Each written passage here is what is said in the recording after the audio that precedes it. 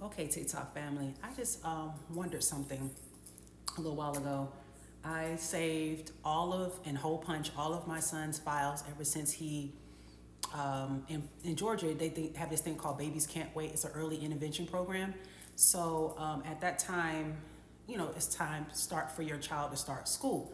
And what I didn't know at the time, I knew pre-K started at 4, but if you have a child that's considered has a disability or they being diagnosed with a developmental delay or any type of developmental motor I should put it this way, it's a word, neural developmental diagnosis, your child can be entered in special education at the age of 3, and they call it pre-K 3.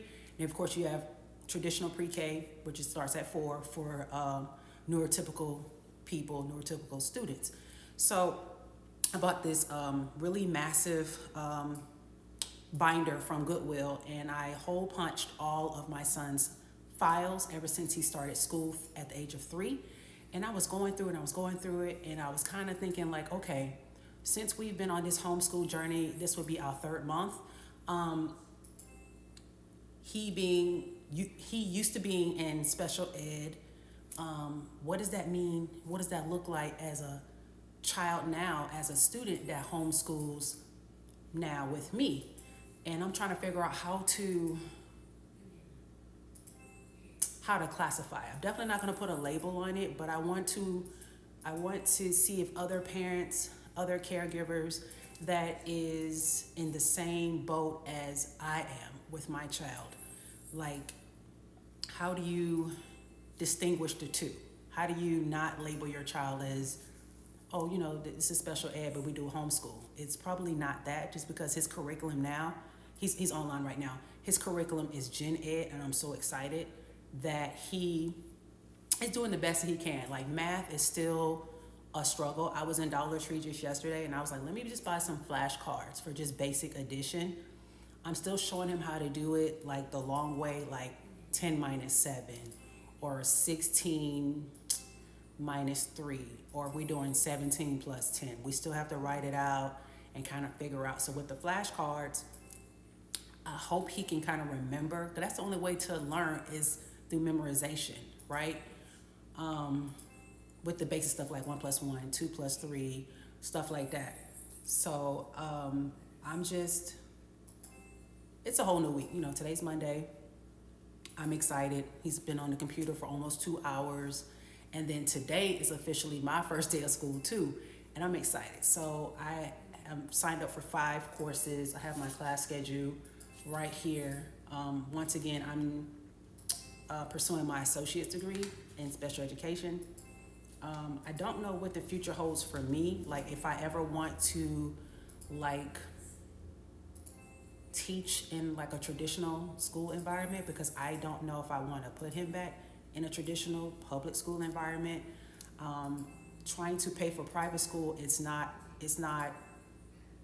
of my reach right now. It's just, for the state of Georgia, they have this thing where you put your child's information in, like what's the last school they attended, what was the grade level that they completed, the last grade level. So he's a 3rd grade. They asked information when he was in 2nd grade.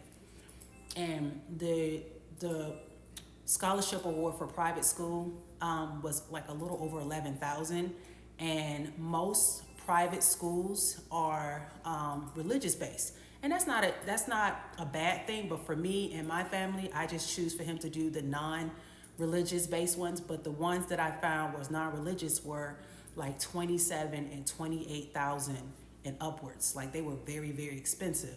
So that's out of my reach.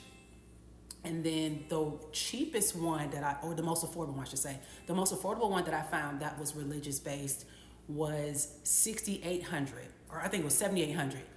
Then you have to still pay for uniforms. That's not even including your tuition. And then you have books. That's not included in the tuition for private school. So I was thinking like, dog. So like I said, the state of Georgia only would give my child like a little over 11,000. Then you start calculating, that would be way over what I could afford to pay for him to go to school.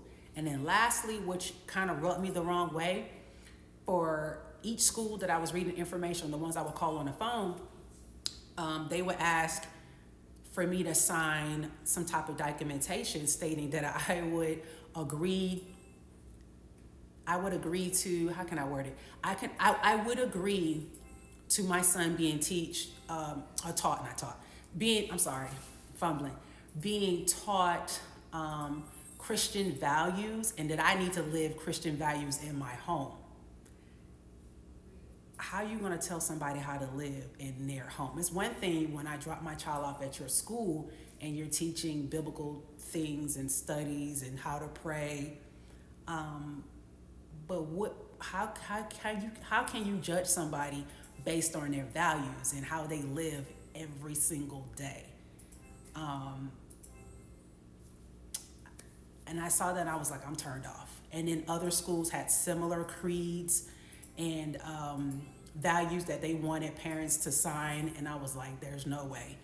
I would want someone judging me just because they can, you know what I mean? So back to the homeschool thing. So I don't know, like I'm not saying I'm conflicted, but I'm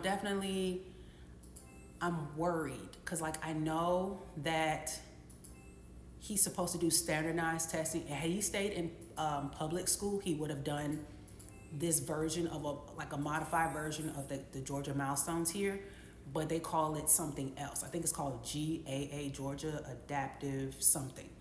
And I was looking at other comments, and I posted a thing on Facebook. They said, well, your child had to be in homeschool consistently for 3 years, and then you do the standardized test. I was like, where do I get one from? So people was like, oh, they got this test called the CAT, I think, California Achievement Test. And you pay for our test, and it's like maybe $20 or something like that. I don't test well. My oldest son didn't test well, and I know my youngest baby boy doesn't test well. So I was like, okay, I'm trying to figure out what that looked like, because when he was still in a public school environment, they gave him modified time allotted for breaks and to get up, because he has sensory, and to move around, and let's say he could only complete 15 questions out of 100 questions, and that took him 2 weeks to do 100 questions. I'm like, how am I supposed to adapt that at some point? And then they, on the website, you're supposed to have like a proctor. I don't know what that looked like. Am I supposed to take him to a testing site and someone stands and watch so I don't help him? But then he's always had help in the past. So I'm trying to distinguish the two. Like, how does that work for a child that has autism, that used to have an IEP, because we're homeschooled now, so that IEP is no longer applies to us, right?